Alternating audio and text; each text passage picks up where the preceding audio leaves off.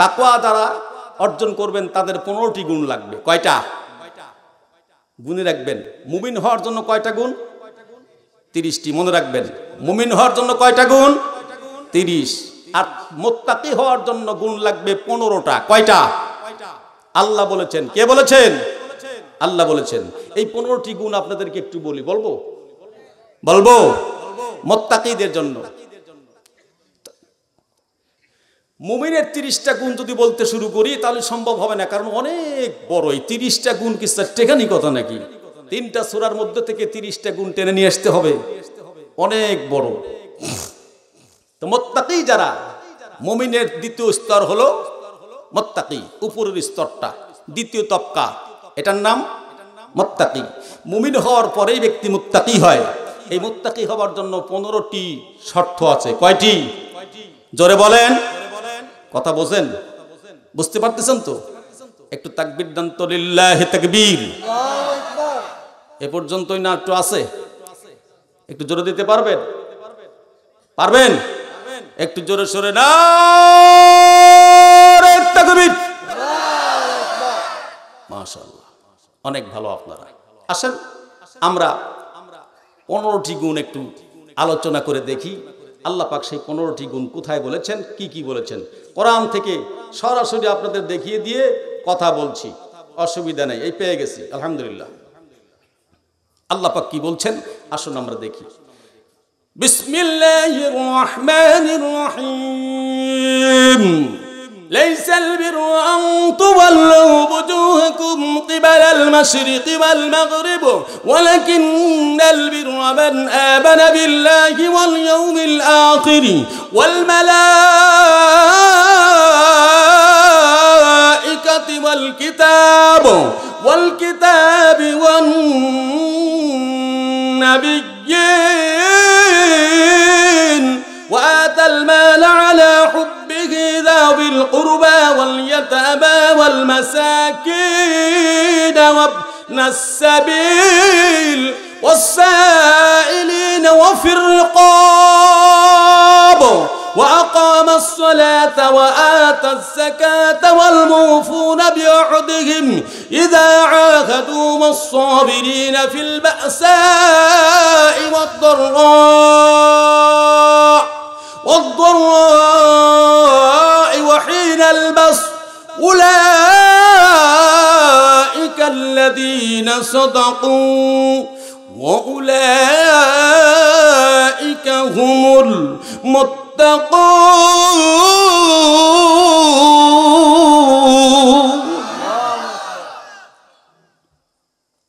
আল্লাহ পাক বলেছেন, এটি কোরআনুল কারীমের সূরাতুল বাকারার 177 নম্বর আয়াত।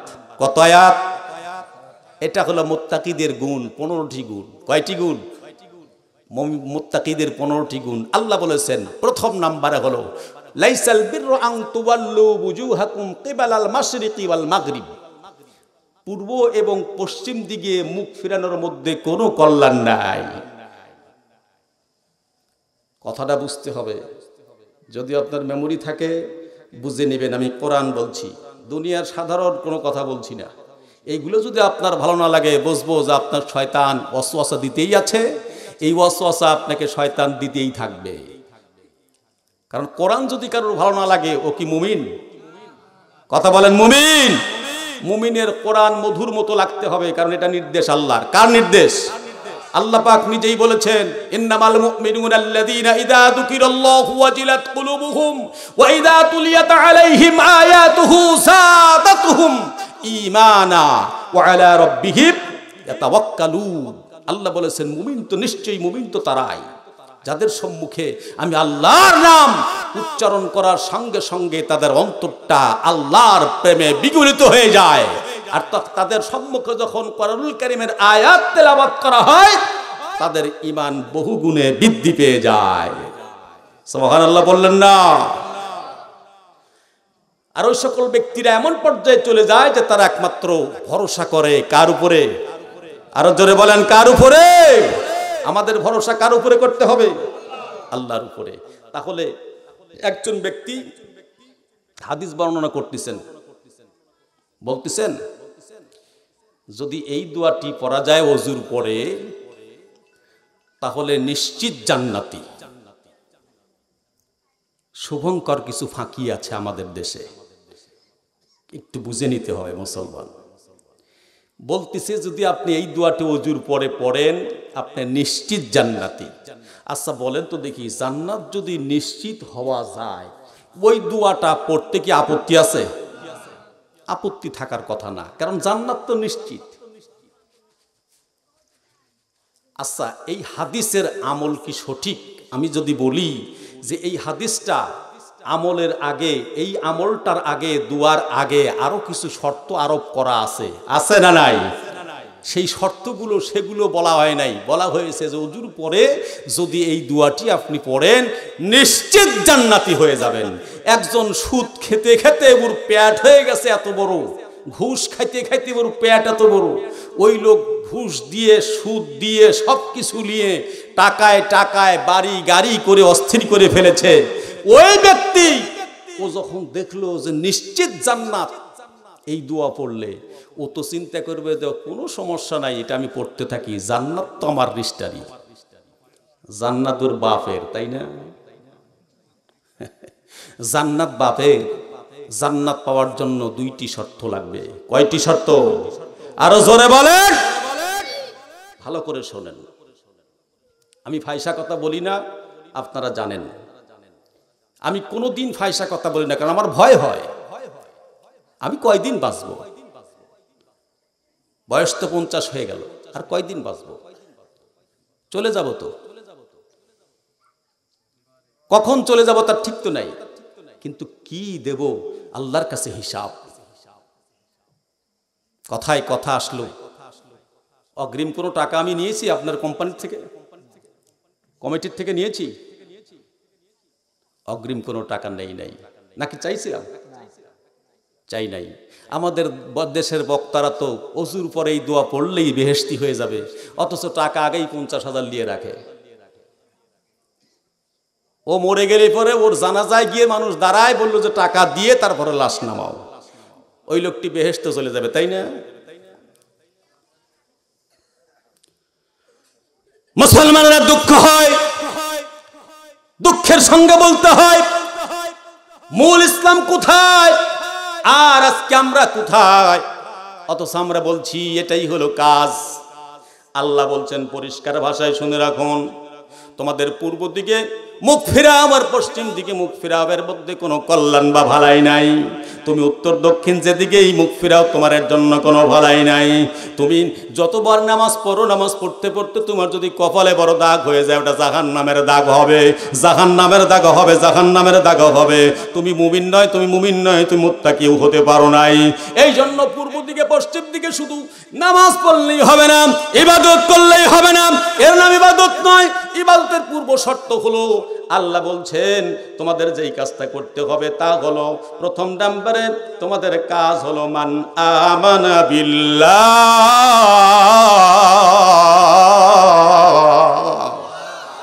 আল্লাহ বলেছেন প্রথম কাজ হলো তোমাদের আল্লাহর প্রতি ঈমান আনতে হবে। কার প্রতি? আর একটু জোরে হোক। কত ভাগ? 100 ভাগ বিশ্বাস সবার আছে তো? আছে? আমার নাই। 100 ভাগ বিশ্বাস আমি আসাদুল্লাহ পর্যন্ত আনতে পারি নাই, কারণ এখনো বিপদে পড়লেই একজনের কাছে দৌড়াই। আমি বলি ভাই আমি তো বিপদে পড়ে গেছি, আমি তো আসামি হয়ে গেছি, আমাকে আর কাঠ গড়ায় দাঁড়াতে হবে, সুতরাং আমাকে বাঁচান। কি করে বাঁচা যায়? যদি প্রয়োজন হয় নেন, কয় টাকা লাগবে তাও আমার ব্যবস্থাটা করেন। বিশ্বাস আমার 100 ভাগ হয়েছে। কোন মুমিন কি কোনোদিন ঘুষ দেয়? কোন মুমিন কি কোনোদিন ঘুষ নেয়? কোন মুত্তাকি জীবনে কোনোদিন এই কাজটা করতে পারে? পারে না। মুসলমানরা রে, ঈমান আল্লাহর প্রতি প্রথম আনতে হবে, সেটা 100 ভাগ হতে হবে। 100 ভাগ ঈমান না হলে আপনার দাম নাই। তবে যতটুকু ঈমান আপনার থাকবে ওইটুকুর উপরেই বিচার হবে। কিন্তু ইমান যদি আপনি প্রকৃত ইমানদার হতে চান, 100% ইমানই আপনার লাগবে, আমার লাগবে। তাহলে যদি 100% ইমান আমার আপনার থাকে, আমি আপনি যা বলবো সেটাই কবুল হয়ে যাবে। 100% লাগবে। কয় ভাগ? 100%। 2 নাম্বার হলো ওয়াল ইয়াউমিল আখির, গুনে রাখবেন। তাহলে 1 নাম্বার কি? আল্লাহর প্রতি বিশ্বাস। 1 নাম্বার কি? আল্লাহর প্রতি বিশ্বাস। 2 নাম্বার ওয়াল ইয়াউমিল আখিরা, আখিরাতের উপরে পূর্ণ বিশ্বাস। আখিরাতটা কি? শেষ দিন, বিচার দিবস। মালিক ইয়াউমিদ্দিন, আল্লাহ বললেন আমি হলাম বিচার দিবসের মালিক। আল্লাহ বুঝি ঘুষ নেবেন? নেবেন না। ফেরেশতারা কিছু ঘুষ টুস দিয়ে বাঁচা যাবে না? কোন ঘুষ চলবে না, কোন মিথ্যা চলবে না, কোন চুগলখড়ি চলবে না, কোন লোকবল চলবে না, কোন পুলিশ বিডিআর আর্মি চলবে না। সেখানে আইন চলবে কার? আর জোরে বলেন কার? সুতরাং তিনার দিক ভয় রাখা লাগবে। ওই আখিরাতের ময়দান বড় কঠিন একটি জায়গা। ওই জায়গা প্রসঙ্গে বলতে গিয়ে আমার নবী সাল্লাল্লাহু আলাইহি ওয়াসাল্লাম যখন বলতেছিলেন কাল কিয়ামতের ময়দানে সকল মানুষগুলো উলঙ্গ হয়ে উঠবে, সব মানুষগুলো উলঙ্গ হয়ে উঠবে। আম্মা জান হযরত আয়েশা সিদ্দিকা রাদিয়াল্লাহু তাআলা আনহা আমার নবীকে ডাক দিয়ে বলেন, ইয়া রাসূলুল্লাহ, ইয়া হাবিবাল্লাহ, নবীজি আপনার কাছে আমি জানতে চাই, সেদিন আমি আয়েশাকে উলঙ্গ হয়ে উঠব। আমার নবী ডাক দিলেন, আয়েশা রে, সেদিন তুমি উলঙ্গ হয়ে উঠবে। আমার নবীর বিবি আমাদের আম্মা জান বলেন, ইয়া রাসূলুল্লাহ, ইয়া হাবিবাল্লাহ, তাহলে তো আমার লজ্জাস্থান মানুষ দেখে ফেলবে, কি অবস্থা হবে? আমার নবীজি বললেন, আয়েশা রে, কিয়ামতের মাঠ আখিরাত এমন একটি জায়গা, এমন ভয়ানক একটি জায়গা, কেউ কারুর দিকে তাকাবার মতন সুযোগ ক্ষমতা থাকবে না, কেউ কারুর দিকে তাকাবার মতন ক্ষমতা থাকবে না। এটা দুনিয়া যদি বুঝতে চান কাবায় যেতে হবে। যদি বাস্তব দুনিয়াতে একটু বুঝতে চান, সামান্য একটু বুঝতে যদি চান, তাহলে কাবায় যেতে হবে। সেখানে গেলেন দেখবেন নারী পুরুষ একই সঙ্গে হজ হচ্ছে না, হচ্ছে না, একই সঙ্গে হচ্ছে।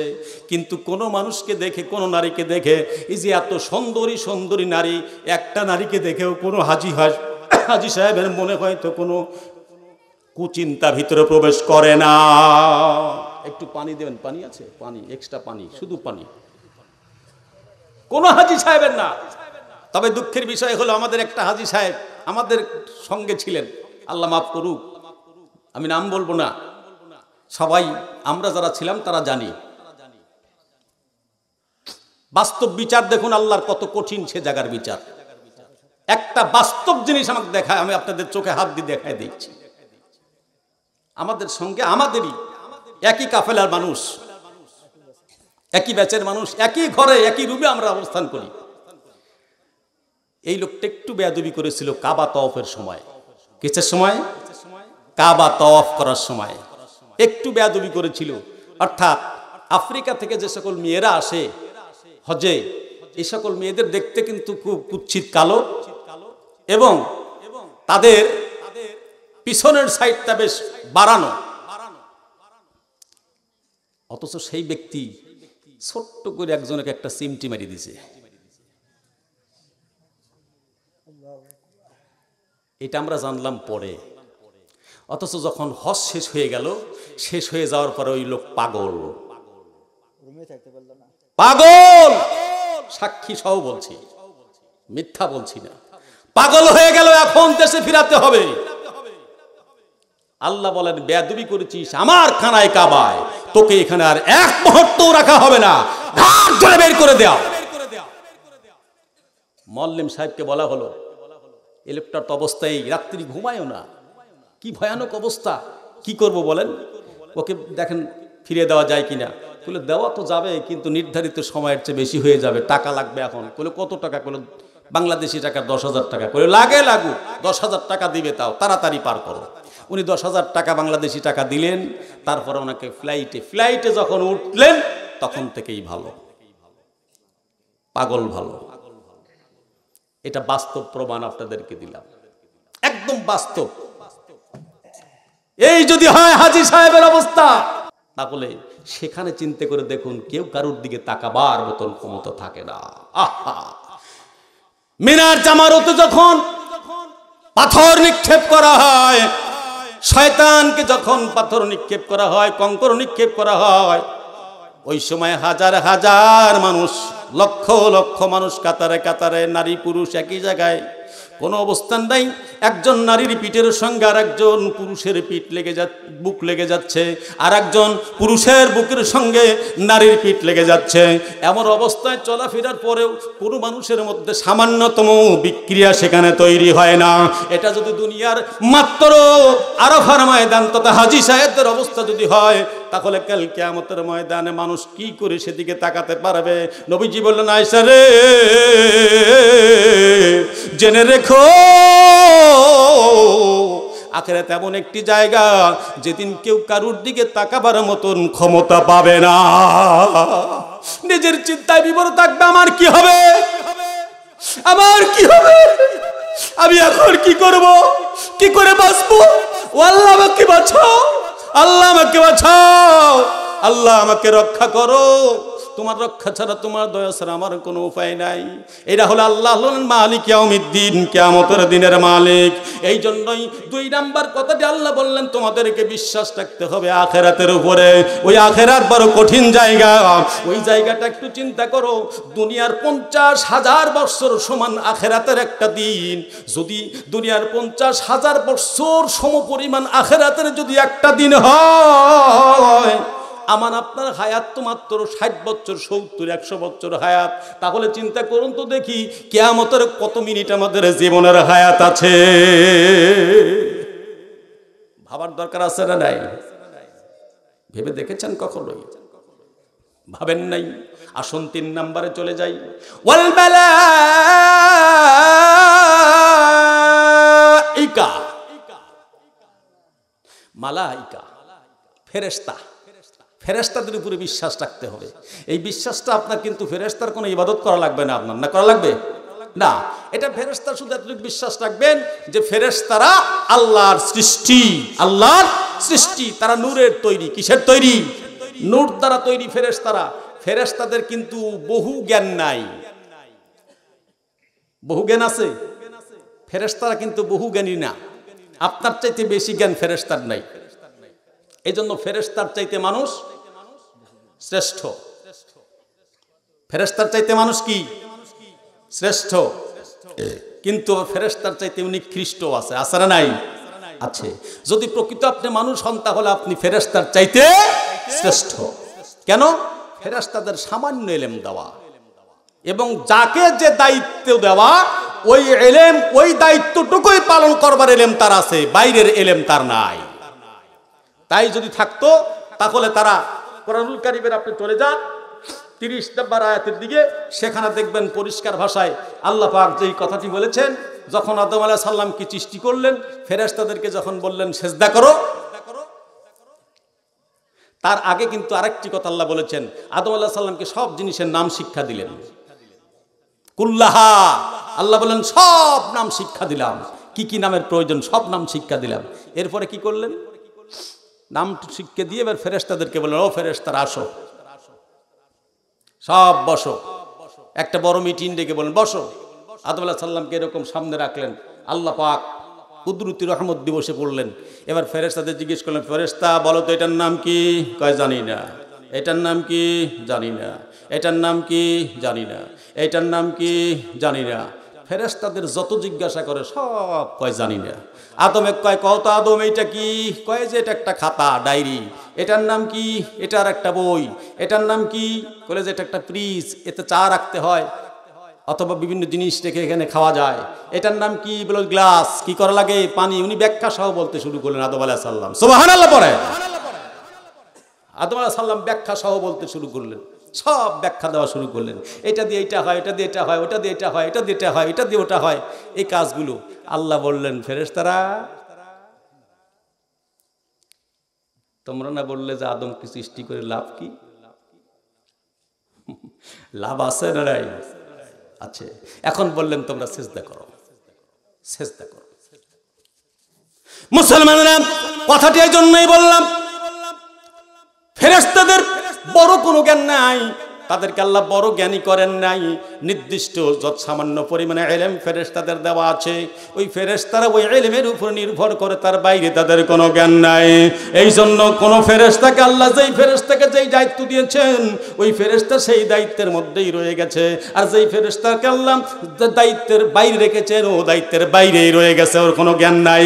মুসলমানরা রে, খেদমত আপনাদের বলতে চাই, এই জন্য আমার নবীজি সাল্লাল্লাহু আলাইহি ওয়াসাল্লাম যখন মেরাজে গিয়েছিলেন, মেরাজে যাবার প্রাক্কালে নবীজি দেখলেন একটা জায়গায় ফেরেশতারা সিজদাবনত অবস্থায় পড়ে রয়েছে, সিজদাবনত অবস্থায় পড়ে রয়েছে, দীর্ঘ সময় সিজদায় একইভাবে সিজদায় পড়ে আছে। আমার নবীজি সাল্লাল্লাহু আলাইহি ওয়াসাল্লাম জিজ্ঞাসা করলেন, ভাই জিবরাইল, কারণটা কি বুঝতে পারলাম না, এই যে এই সকল ফেরেশতারা একইভাবে সিজদা অবনত রয়েছে, কারণটা কি? আল্লাহর ফেরেশতা ডাক দিয়ে বলে, আল্লাহ নবী কই দিকে আপনি তাকাবেন না, কারণ আল্লাহ পাক ওদেরকে সিজদার জন্যই সৃষ্টি করেছেন, কিয়ামত পর্যন্ত তারা সিজদার মধ্যেই থেকে যাবে। জোরে হলো না সুবহানাল্লাহ? কিয়ামত পর্যন্ত ওদের কাজই সিজদা, আর কিছু নাই। আর একটা দলের সামনে চলে গেলেন, সেখানে গিয়েও দেখলেন কি অবস্থা, তিনি রুকু অবস্থায় রয়ে গেছেন। আল্লাহ পাকের নবী জিজ্ঞেস করলেন, ফেরেশতা কি কথা বললেন হুজুর? আল্লাহ পাক এদেরকে রুকুর জন্যই সৃষ্টি করেছেন, কিয়ামত পর্যন্ত ওরা রুকুই করবে, রুকুর থেকে সোজা হতে পারবে না। এদের নির্দিষ্ট দায়িত্ব বন্টন করা। মুসলমানেরা কেবল মানুষকে আল্লাহ জ্ঞান আহরণের বহু সুযোগ করে দিয়েছেন, বিশেষ করে মুসলমানদেরকে আল্লাহ এত সুন্দর জ্ঞান আহরণের ব্যবস্থা করে দিয়েছেন। আজকে কোরআনুল কারীমের মধ্যে নাকি দিনাজপুর পাওয়া যায়, দেখছেন নাকি আপনারা? হ্যাঁ, ও ইউটিউব ঘাটেন নাই? এক বক্তা আমাদের দেশে ওয়াজ করতেছেন, একটা বক্তা, আলিয়াউমা আকমালতু লাকুম দীনাকুম ওয়া আতমামতু আলাইকুম নি'মাতি রাদিতু লাকুমুল ইসলাম দীনা। বলেছে যে আলিয়াউমা আকমালতু লাকুম দীনাকুম, এইটা হলো, তার মানে হলো দিনাজপুরের কথা আল্লাহ বলেছেন। নাউজুবিল্লাহ পড়লেন না? জোরে হলো না নাউজুবিল্লাহ? মুসলমান কোথায় যাবেন আপনি? কোরআন শোনেন। তাহলে কয় নাম্বার বলছি? তিনটা। এক নাম্বার কি? কথা বলেন, মন আছে তো এদিকে? এক নাম্বার কি? সবাই একসঙ্গে বলুন, একসঙ্গে। এক নাম্বার আল্লাহর বিশ্বাস, দুই নাম্বার আখিরাতে বিশ্বাস, তিন নাম্বার ফেরেশতাদের উপরে বিশ্বাস, চার নাম্বার আসেন ওয়াল কিতাব, পুস্তকের উপরে, আসমানি কিতাব। কোন কিতাব? আসমানি কিতাব। আসমানি কিতাব কয়খানা? 104 খানা। তার মধ্যে সবচাইতে বড় কোরআন। প্রসিদ্ধ কয়টা কিতাব? 4টা। নাম কি? বাহ, ফাইন, তো আপনারা পারেন। তাওরাত, জাবুর, ইনজিল, কোরআন, 4টা। এই 4টা প্রসিদ্ধ কিতাব, আর সব সহিফা। তাহলে এই 4টা 104টা 3টা কিতাব আমাদের বিশ্বাস করতে হবে, নেভার 100 কিতাব মানতে হবে না। কারণ আদমের যেই শরীয়ত আমার নবীর সেই শরীয়ত না। আদমের শরীয়তে, আদম আলাইহিস সালামের শরীয়তে ভাই আর বোন বিবাহ জায়েজ ছিল, ছিল না? ছিল না? ছিল। এখন কি জায়েজ আছে? তবে এখন হচ্ছে, ইদানিং ভাই আর বোন বিয়ে হচ্ছে, নাউজুবিল্লাহ বলেন। মা সন্তান, শাশুড়ি সন্তান, জামাই বিয়ে হচ্ছে, নাউজুবিল্লাহি মিন যালিক। আল্লাহ, এগুলো দেখলে খুব খারাপ লাগে। কোথায় যাচ্ছি আজকে আমরা? কোথায় যাচ্ছি? মুসলমানেরা খেদমত আপনাদের বলতে চাই, কিতাব বিশ্বাস করতে হবে 104 খানা, কিন্তু মানতে হবে কয়খানা? একখানা। জোরে বলেন কয়খানা? জোরে হলো না, আরো জোরে। একটা কিতাব মানতে হবে, কিতাবের নাম কি? আরো জোরে বলেন। কোরআনুল কারীম মানতে হবে। যদি কোরআনুল কারীম আপনি না মানেন তাহলে মুশকিল আছে না নাই? আছে। কোরআনের সব নির্দেশগুলি মানতে হবে। কোরআনের যদি একটা হরফ, একটা আয়াত যদি কোনো মানুষ অস্বীকৃতি জ্ঞাপন করে, অস্বীকার করে, ওই ব্যক্তি মুমিন থাকে না, কাফের হয়ে যায়। কাফের হয়ে যায় সাথে সাথে। তবে আপনি কাউকে কাফের বলিয়েন না, এই অধিকার কিন্তু আপনাকে দেওয়া হয় নাই। আপনি কোনো অমুসলিমকে কাফের বলতে পারবেন না, কারণ জানি না কোন দিন তার হিদায়াত কার তকদিরে লেখা থাকবে। আপনি জানেন হিদায়াতের মালিক কে? মান ইয়াহদিহিল্লাহু ফালা মুদিল্লা লাহু ওয়া মান ইউদ্লিলহু ফালা হাদিয়া লাহু। আল্লাহ বলেন হিদায়াতের মালিক হলাম আমি, যখন আমার ইচ্ছা যাকে ইচ্ছা তাকে হিদায়াত দেই, আর যাকে ইচ্ছা আমি তাকে গোমরাহি করি। চিন্তা করেছেন একটু? মাথায় নেন। তাহলে 4 নাম্বার পড়লাম, কয় নাম্বার গেল? এবার 5 নাম্বার আসেন। ওয়ান্নাবিয়্যিন, নবী রাসূলদের বিশ্বাস করতে হবে। কাদেরকে? আরো জোরে। নবী রাসূলদের বিশ্বাস করতে হবে। নবী রাসূল সব নবীদের বিশ্বাস করা ফরজ, সব নবীদের শরীয়ত মানা ফরজ নয়। নবীদের শুধু বিশ্বাস করা ফরজ, কিন্তু নবীদের মানা জরুরি নয়। কারণ ঈসা আলাইহিস সালামের শরীয়ত আর আমার শরীয়ত এক নয়। এক না। ঈসা আলাইহিস সালামের সময় যেই আইন ছিল আমার সেই আইন নাই। হযরত নূহ আলাইহিস সালামের সময় যে আইন ছিল এখন সেই আইন নাই। হযরত ইদ্রিস আলাইহিস সালামের সময় যে আইন ছিল এখন সেই আইন নাই। হযরত ইয়াকুব আলাইহিস সালামের সময় যে আইন ছিল এখন সেই আইন নাই। হযরত ইয়াহইয়া আলাইহিস সালামের সময় যে আইন ছিল এখন সেই আইন নাই। হযরত মূসা আলাইহিস সালামের সময় যে আইন ছিল এখন সেই আইন নাই। হযরত হারুন আলাইহিস সালামের সময় যে আইন ছিল এখন সেই আইন নাই। এখন আইন চলবে আল্লাহর, আর পথ দেখাবেন মুহাম্মাদুর রাসূলুল্লাহ। তিনার নির্দেশ মোতাবেক আমাদের চলতে হবে। কথা বলেন ঠিক কিনা? সুতরাং সেই নবীকে ভালোবাসার দরকার আছে না নাই? আছে। ওই নবীকে মানতে হবে, নবীর নির্দেশ অনুসরণ করে চলতে হবে। মা বোনেরা, আপনাদের ওয়াজে আসতেছি, অল্প সময়ের মধ্যে আপনাদের ওয়াজ চলে আসবে। অল্প সময়ের মধ্যেই আপনাদের ওয়াজ চলে আসবে, কারণ আপনাদের কিছু ওয়াজ না করলেই নয়। মা বোনদের ওয়াজের দরকার আছে না? একটু বলবো, অসুবিধা নাই, কিন্তু এই 15টি পয়েন্ট আপনাদেরকে বলবো। কষ্ট হচ্ছে? একটু তো কষ্ট হবেই, কষ্ট হওয়াটা স্বাভাবিক। তবে একটু কষ্ট করেন, একটু লাভ নিয়ে যান। বহু বছর আপনারা এদেশে 50,000, 60,000, 1 লাখ, 1.5 লাখ টাকা দিয়ে হেলিকপ্টার বক্তাও আপনারা আনেন না? এদেশে আসে, কিন্তু লাভ কতটুকু হয় তা জানি না। তবে আজকে চেষ্টা করেন একটু নিয়ে যাবার জন্য। যদি কাজে লাগে তাহলে লাভ হবে, আর না হলে আমা আলাইনা ইল্লাল বালাগ, কিচ্ছু করার নেই আমার। নবীজিকে আল্লাহ বলেছেন আপনার দায়িত্ব হলো পৌঁছিয়ে দেওয়া। আপনার দায়িত্ব কি? পৌঁছিয়ে দেওয়া। হিদায়াতের চাবি আপনার হাতে নাই, হিদায়াতের মালিক আমি। আপনার দায়িত্ব হলো শুধু পৌঁছিয়ে দেওয়া, আমার দায়িত্ব হলো পৌঁছিয়ে দেওয়া। হিদায়াতের মালিক কে? আল্লাহ পাক। তিনার। সুতরাং আসুন আমরা এবার চলে আসলাম কয় নাম্বার? 5 নাম্বার। 5 নাম্বার কি? নবী রাসূলদের বিশ্বাস। এবার আসুন ওয়াতাল মালা আলা হুব্বিহি যাবিল কুরবা, ওয়াতাল মালা আলা হুব্বিহি যাবিল কুরবা। এটা 6 নাম্বার। কয় নাম্বার? আল্লাহর মুহাব্বতে আপনজন আত্মীয় স্বজনের সঙ্গে সুসম্পর্ক কায়েম রাখা, তাদের হক তাদের কাছে পৌঁছিয়ে দেওয়া, যার যা প্রাপ্য তার কাছে তা পৌঁছিয়ে দেওয়া। এই যে কথাগুলো বলছি, এই কথাগুলো কার? আরো জোরে বলেন কার? আল্লাহর কথায় কি কোনো ভুল আছে? ভুল নাই। তাহলে আসুন কি সুন্দর করে আল্লাহ বলেছেন, আল্লাহর প্রেমে, আল্লাহর মুহাব্বতে হতে হবে, আত্মীয় স্বজনের সঙ্গে সুসম্পর্ক রাখতে হবে। আজকে আমাদের আত্মীয় স্বজনের সঙ্গে সুসম্পর্ক আছে? নাই। বাবা, মসজিদের হিসেব হচ্ছে বাবা। আল্লাহ আছেন তো, তাই না? আল্লাহর প্রতি বিশ্বাস রাখলে অবশ্যই সমস্যা নেই। তাহলে আসেন, আত্মীয় স্বজনের সঙ্গে আজকে সম্পর্ক ঠিক আছে আমাদের? তাহলে আপনি চিন্তা করেন কি অবস্থা হবে। আজকে বাপ আর বেটার সঙ্গে তো সম্পর্ক ঠিক নাই। আছে? বাপ বেটাকে দেখতে পারে না, বেটা বাপের কথা শোনে না, এরকম আছে না নাই? আছে। কি অবস্থা আমরা পড়ে গেছি, একটু চিন্তা করেন, একটু ভাবেন। নিকটাত্মীয়দেরকে তো আমরা পরিচয়ই দেই না। কি জন্য পরিচয়টা না দেওয়ার কারণটা কি? কারণ হলো আমার বোন আমার বাড়িতে যাবে, আমার বোনের তারা 6 মাস বছর পর আমার বাড়িতে আসবে, তাদের হক আছে না? আমার উপরে তাদের হক আছে না?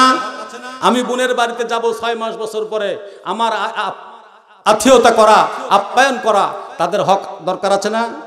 এটা কি হক না? আজকে এই হকগুলো আস্তে আস্তে উঠে যাচ্ছে, যে কারণেই আমাদের উপরে বিভিন্ন গজব আযাব নেমে আসছে, গজব চলে আসছে। আসুন আমি সংক্ষেপ করি, কারণ এত বিস্তারিত বলতে গেলে সম্ভব হবে না। ওয়াল ইয়াতাম, এতিমদের প্রতি সদ্য ব্যবহার করা, এতিমের পৃষ্ঠপোষকতাকারী। মহানবী সাল্লাল্লাহু আলাইহি ওয়াসাল্লাম বলেছেন, যে ব্যক্তি এতিমের পৃষ্ঠপোষকতা করবে, কাল কিয়ামতের ময়দানে আমি রাসূল আর ওই এতিমের পৃষ্ঠপোষকতাকারী একই সঙ্গে জান্নাতে অবস্থান করব। আর জোরে হবে না সুবহানাল্লাহ? সুন্দর।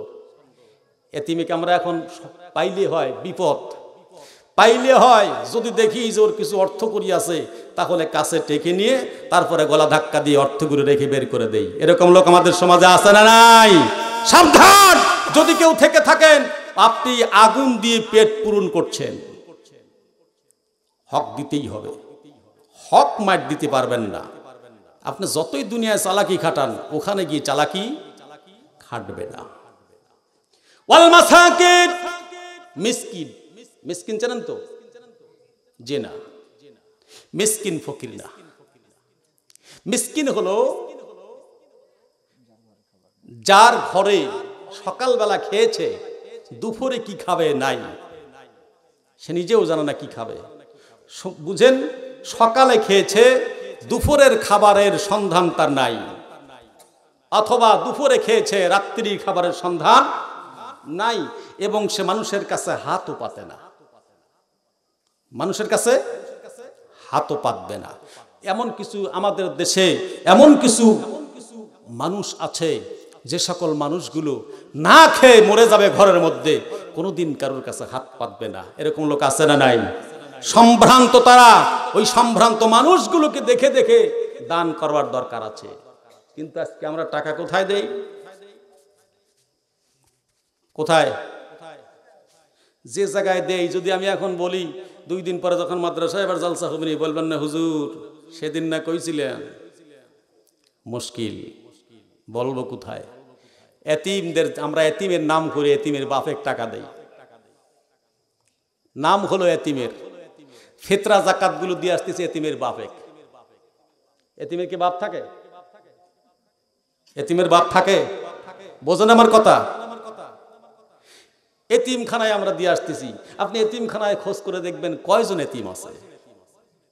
মোট এতিমের বাপ টাকাগুলো খেয়ে বসে থাকে, আর কয় যে বাপ মায়ের জন্য কিচ্ছু করো না, ওগুলো টাকা সব আমার ব্যাংকে জমা দাও, আমরা তোমার জন্য একবার বেহেশত বানা দিয়ে দেব। বাপ মায়ের জন্য কিছু করো না, ওটা করা অন্যায়, ওটা করলি পরে আর আযাব হবি। আর ওই টাকাগুলোই 50,000 আমার ধরে দাও, এতিম যে আমরা খায়া দেয়া বাঁচি, ওরা জাহান্নামী। আল্লাহ নির্ধারিত 8টি খাত তৈরি করে দিয়েছেন সূরা তাওবার মধ্যে। কোন সূরায়? সূরা তাওবার 60 নম্বর আয়াত। বলে গেলাম, চক্ষুষ্মান ব্যক্তিরা দেখে নেবেন, যাকাত, ফিতরা, কোষের টাকা, আপনার মান্যতের টাকা কাকে দেবেন। 8টি খাত আল্লাহ বর্ণনা করে দিয়েছেন। এই 8টি খাতির বাইরে দেওয়া হারাম, হারাম, হারাম। যারা এগুলো খাবে ওরা দোজকে ভরছে, পেট দিয়ে দোজক ভরছে, ওদের ইবাদত কবুল হবে না, ওদের পাশে ইক্তেদা করা হারাম, হারাম, হারাম। বলে গেলাম, মনে রাখবে, হক, সত্য কথা বলছি। এর মধ্যে সামান্য বিন্দু পরিমাণেও মিথ্যা তো দূরে থাক, লেশ মাত্র নেই। তাহলে মিসকিন, মিসকিন কোন ব্যক্তি বুঝতে পেরেছেন? যারা খাবার নাই ঘরে, কিন্তু সম্ভ্রান্তের দাবিদার, তারা সম্ভ্রান্ত অবস্থায় জীবনযাপন করে, খাবার ঘরের মধ্যে নেই, কিন্তু জামা চাকচিক্য আছে, বের হয় লন্ডি করা জামা পরেই, চেহারার দিক তাকালে বোঝা যায় লোকটির মনে হয় খাবার নাই, কিন্তু জামার দিক তাকালে বোঝা যায় যে না, আছে, কারণ ওরা সম্ভ্রান্ত, ওরা বোঝে যে কোনো জায়গায় যায় সে অবস্থায় যাওয়া যাবে না, মানুষের কাছে হাতও পাতবে না এরা, এই শ্রেণী মানুষগুলো। আপনার সাবিল, আপনার সাবিল কি? আল্লাহর রাস্তায় যারা সফর করে, সফরকারী, এরা গরিব হোক আর ধনী হোক, কথাটা বুঝবেন, ধনী হোক অথবা গরিব হোক, যদি সফরকারী কোথাও গিয়ে আটকে যায় আর সে জায়গায় যদি তার মাল সামানা না থাকে, বাড়িতে পৌঁছার মতো অর্থ না থাকে, তাহলে ওই ব্যক্তিকে আপনি দান করবেন, কোনো অসুবিধা নাই। এটা মুত্তাকিদের গুণ বলছি কিন্তু 15টি, আপনারা ভালো করে বোঝেন। ওয়াসাইরিনা ফির রিকাব, আরেকটা হলো যেটা সাহায্য প্রার্থীগণ, সাহায্য প্রার্থী, অনেক মানুষ আসে না, কিছু সাহায্য দিয়েন, আপনি সাহায্য দেবেন, তবে সে যদি মিথ্যা কথা বলে নেয় সেদের দায়ী সে। মহানবী সাল্লাল্লাহু আলাইহি ওয়াসাল্লাম বলেছেন আম্মা সাইলা ফালা তানহার, আল্লাহ বলেছেন ওয়া আম্মা সাইলা ফালা তানহার, খবরদার সাইলদেরকে তোমরা ধমক দিয়ে তাড়িয়ে দিও না, নিষিদ্ধ করা হয়েছে। তাহলে রেকাব হলো কারা? দাস মুক্তির জন্য। এক সময় কিন্তু দাস প্রথা ছিল, এখন কি আছে? দাস প্রথা কে বাদ দিয়েছে? আল্লাহ বাদ দিয়েছেন। 10 গেল, তাই তো। এবার আসেন ওয়াকামাস সালাহ, নামাজ প্রতিষ্ঠিত করে। এখন নামাজের দরকার আছে না নাই? জোরে বলেন, নামাজের দরকার আছে না নাই? আছে, কিন্তু নামাজ জেনে পড়তে হবে। আগে ইলম পরে আমল, আগে ইলম পরে আমল। যদি আপনার ইলম না থাকে, আমল করতে গেলে তালগোল পেকে যাবে। কি কথা ঠিক বললাম নাকি? কথাটা বোঝার চেষ্টা করবেন। আপনি নামাজ পড়বেন, নামাজ জেনে পড়বেন, তবে হ্যাঁ জানার চেষ্টা আছেন আপনি, আর নামাজ পড়তে থাকেন, অসুবিধা নাই। আপনি জানার চেষ্টায় থাকেন, সালাত আদায় করতে থাকেন, কিন্তু প্রকৃত সালাত যদি আপনি আদায় করেন, তাহলে নিঃসন্দেহে জেনে রাখবেন সালাত আপনাকে সমস্ত খারাপ কাজ থেকে ফিরিয়ে রাখবেই, কোনো সন্দেহ নাই। আর যদি আপনি প্রকৃত সালাত আদায় না করেন, শুধু যদি ঢিপ পাড়ার অভ্যাস থাকে, তাহলে ওই নামাজ কোনোদিন আপনার উপকার হবে না। ওই নামাজ আপনার জন্য বিপদ হয়ে দাঁড়াবে কিয়ামতের ময়দানে, আখিরাতের ময়দানে ওই নামাজ আপনার জন্য বিপদ হবে। কারণ আল্লাহ পাক পরিষ্কার ভাষায় জানিয়ে দিয়েছেন মুমিনদের জন্য। এ প্রসঙ্গে একটু তাফসীর জানবার দরকার। যেহেতু সালাত মসজিদের উদ্দেশ্যেই যেহেতু আজকের মাহফিল, সুতরাং মসজিদটার জন্য কথা কিছু বলার দরকার। সালাতটা কেন প্রয়োজন, সালাত সম্পর্কে একটু কথা বলার দরকার। আল্লাহ পাক সুবহানাহু ওয়া তাআলা পরিষ্কার ভাষায় জানিয়ে দিয়েছেন। আমি খুতবার মধ্যে সেই আয়াতটি তেলাওয়াত করেছি, সূরাতুল বাকারার সেই আয়াতটিও 2 নম্বর পারার 2 পৃষ্ঠা থেকে তেলাওয়াত করেছি। আল্লাহ পাক পবিত্র কালামুল্লাহ শরীফের মধ্যে মুমিনদেরকে ডাকতে বললেন, বিসমিল্লাহির রহমানির الرحيم يا أيها الذين آمنوا استعينوا بالصبر والصلاة إن الله مع الصابرين।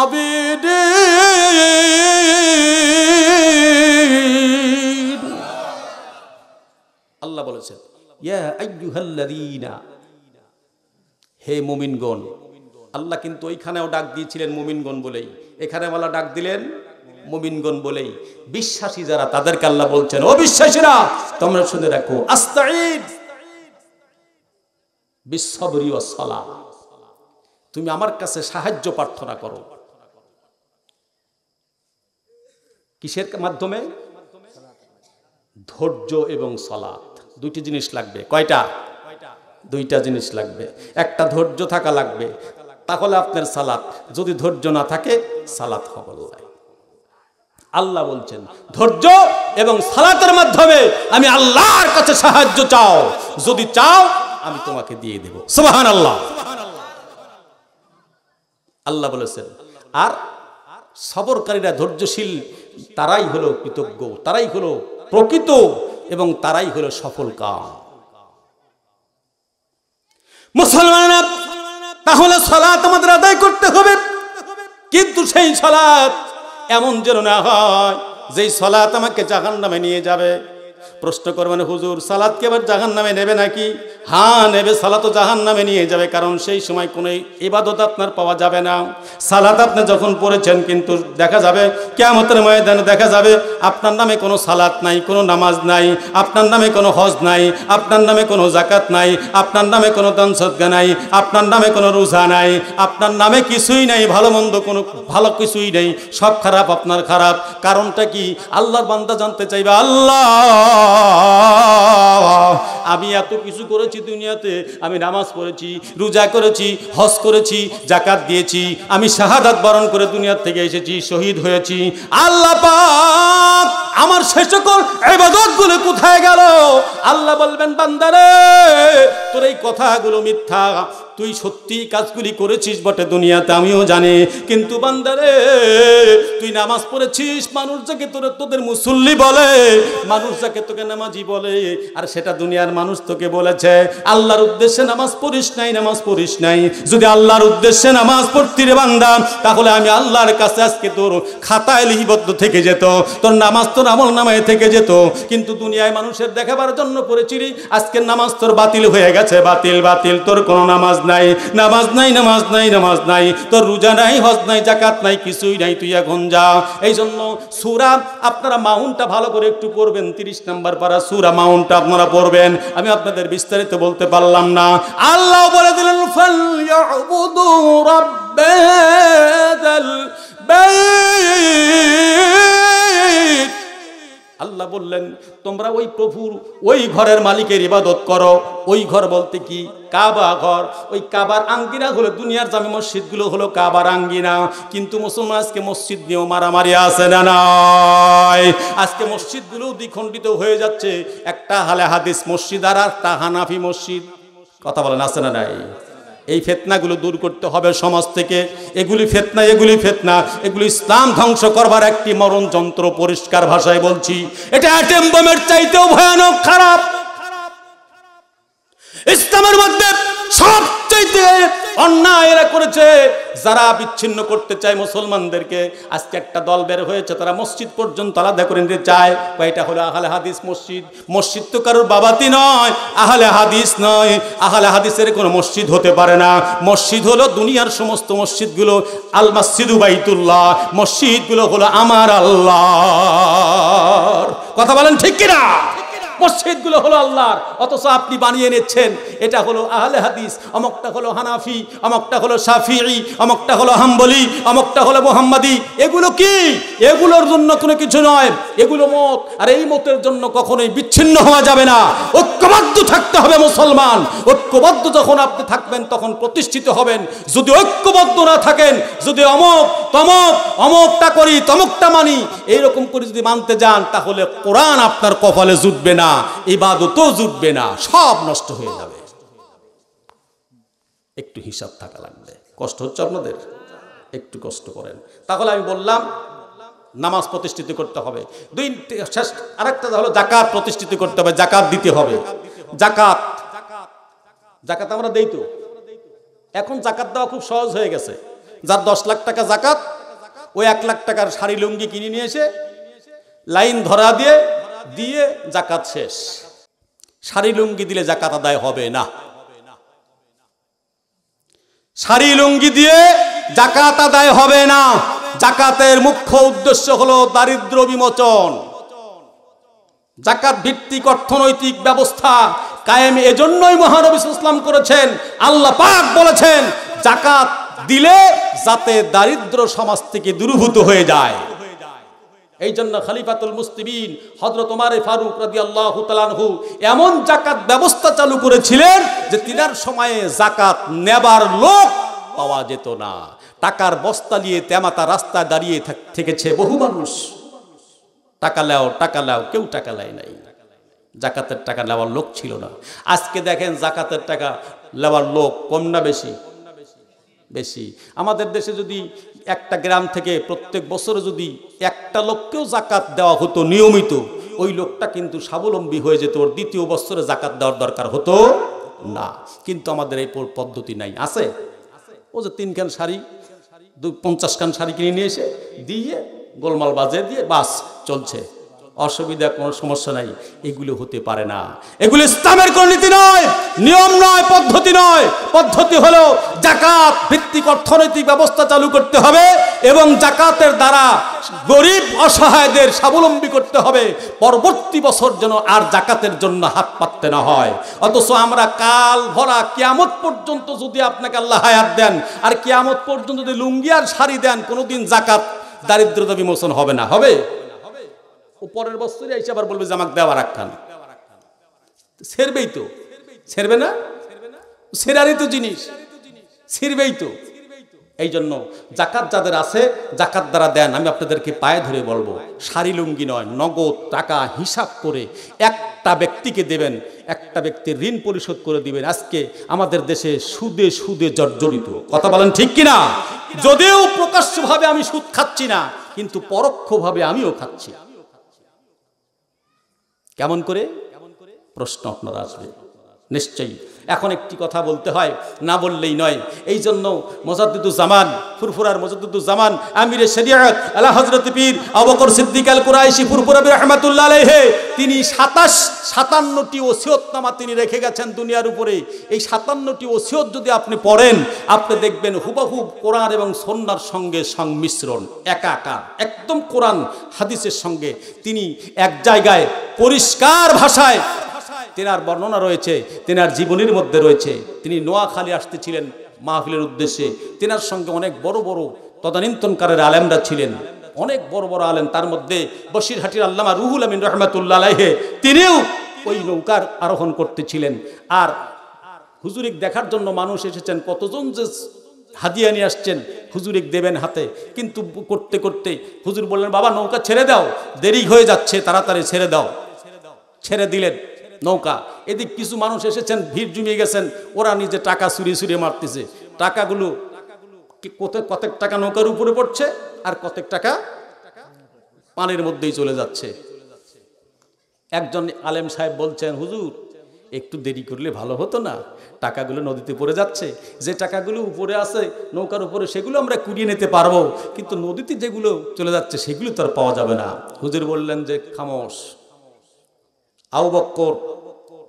আবু বকর টাকার পিছনে চলে না, আবু বকরের পিছনে টাকা চলে। শুধু তাই নয়, তিনার জীবনীতে দেখবেন তিনি এক সুদখোরের বাড়িতে দাওয়াত খেতে গিয়েছিলেন।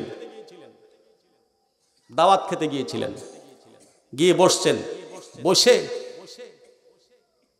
মনে কেমন যেন সন্দেহ ঢুকছে, লোকটা কি করে জানার দরকার। ডাক দিলেন, বাবা আপনি কি করেন বাবা? বলে, আমি মুনাফার কাজ করি। মুনাফা বোঝেন নাই? পার্সেন্টেজ। বলেন যে বাবা পার্সেন্টেজ ভালো বুঝি না, বাবা ভালো করে বলো, তুমি কি সুদ খাও? জি হুজুর আমি এটা একটু কারবার করি। বাবা আমাকে মাফ করে দিও, আমি আবু বকর এসেছিলাম, তুমি দাওয়াত দিয়েছিলে, আমি এসেছিলাম, আমি তোমার বাড়িতে খাবো না বাবা। আমি আবু বকর কোনোদিন সুদখোরের বাড়ি খাই না বাবা, আমার নবীজি কোনোদিন খান নাই, আমিও খাই না বাবা, আমি চলে গেলাম। হুজুর সেখান থেকে বিদায় হয়ে চলে গেলেন। আমরা কি সুদখোরের বাড়িতে খাচ্ছি না? এই যে খেয়ে আসলাম, সেখানে কি ছিল আমি কি জানি? তাহলে প্রকাশ্যে আমি খাচ্ছি না, কিন্তু বিপদ আছে না নাই? দোয়া তো আমরা করতেইছি, আল্লাহ মাফ করে দাও, মাফ করে দাও। মাফ হবে কি দিয়ে? আমার এই হাতি যে না পা,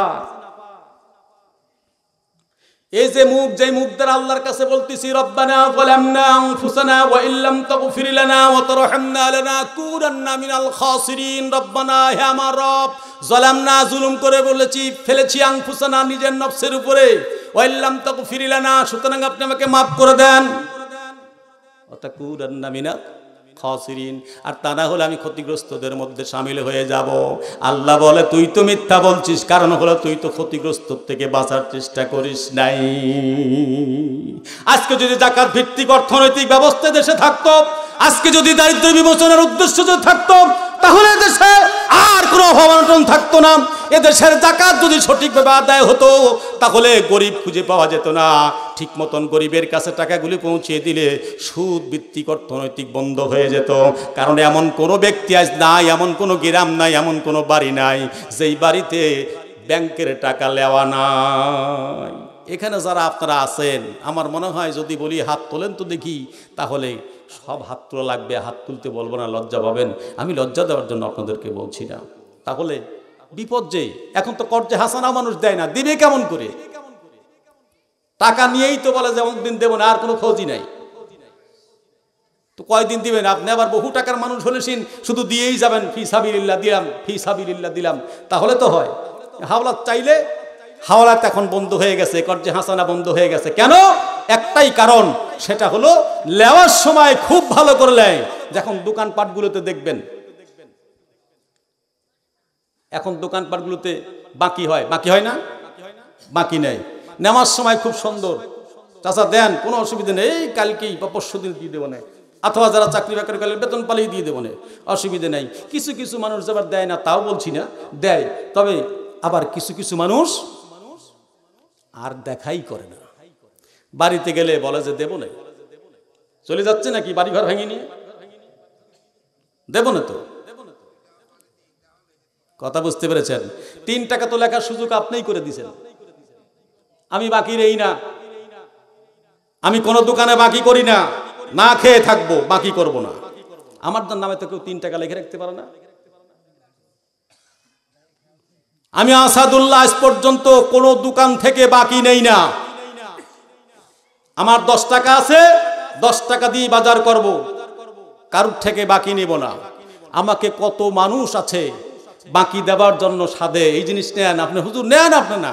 আমি বলি যে না ভাই, আমার দরকার নেই, আমার ওর টাকা নেই পকেটে, আমি এখন বাঁচবো কি মারা যাব আগামীকাল পর্যন্ত এই গ্যারান্টি আমার নাই। যেহেতু আল্লাহর হাতে আমার জীবন, যে কোনো সময় আমি শেষ হয়ে যেতে পারি, কালকে আপনার টাকা দেওয়ার মতন আমার পক্ষ থেকে কেউ নেই, সুতরাং আমি নেব না। একটাবার কি এটা ভেবে দেখেছেন আপনি? ভাবেনি না তো।